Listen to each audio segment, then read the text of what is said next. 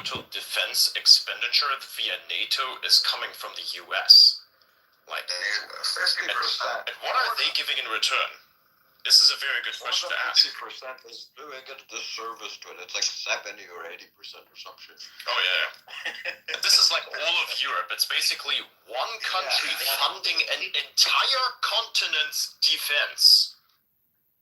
Not just that, the US is also paying for the cheap healthcare that Europe has as well.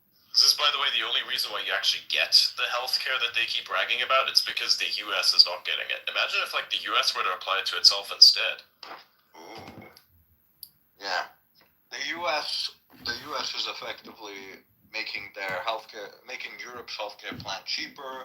On top of that, the Europeans don't have to pay for their fucking defense, and they haven't for years, right? So they've had all this time to invest in their welfare system. Well, I wouldn't even call it invest. Waste money on their welfare system.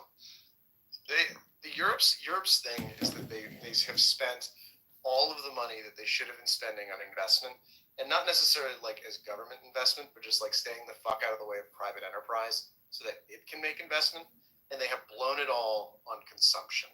And the consumption of the worst type.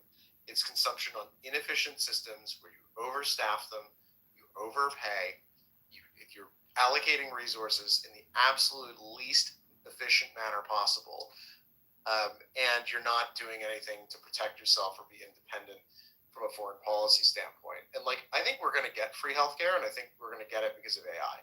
So like, I think that's it's a bit like Venezuela, right? They had like all this time where their entire system was dependent on them making money from oil.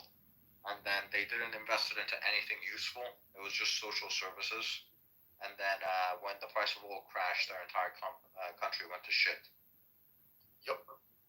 And like all of Europe's the same way.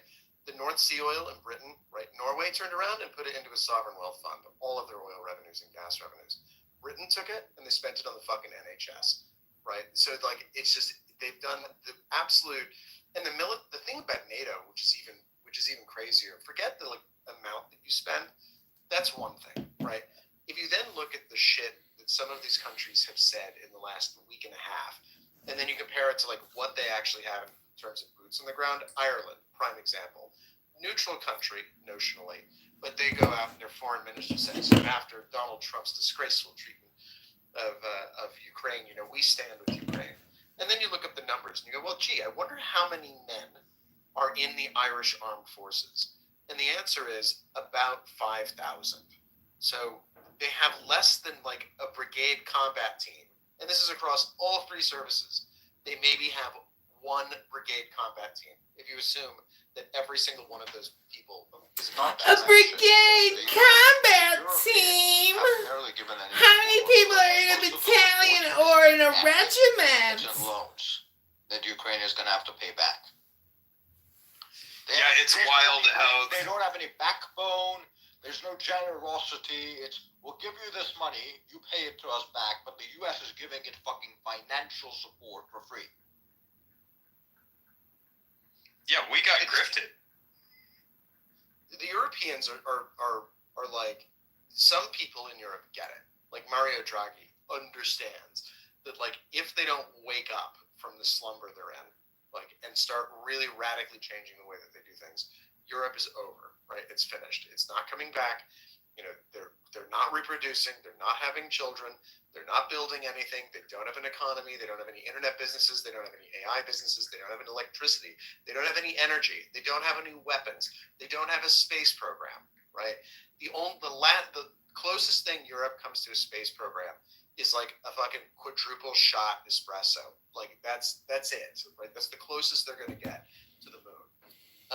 They don't have a crypto industry. They don't have anything, right? And like it's like I just wonder how the hell like this continent, which like produced every great musician, every great philosopher, every great invention until the United States came and ate their lunch.